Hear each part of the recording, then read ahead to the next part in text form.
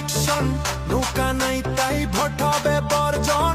16 কোটি মানুষের একটাই ডিসিশন, নৌকা ছাড়া ভোট নাই এটাই কন্ডিশন। জয় বাংলা, ভোট দিতে যাব না।